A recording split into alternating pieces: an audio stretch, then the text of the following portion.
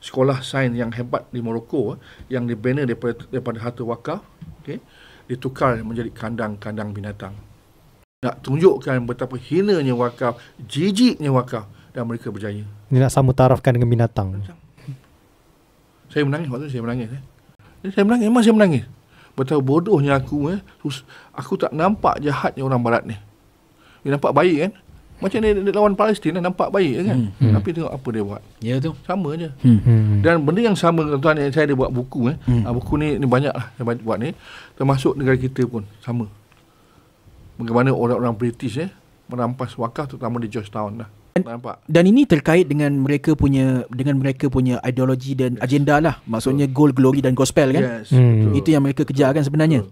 Bila putus wakaf, putuslah. Sebab itu wakaf Islam yang terakhir dia berlaku di masa zaman Uthmaniyah. Datang saja Kamal Atatürk, dia jadi sekular, dia putuskan wakaf lah.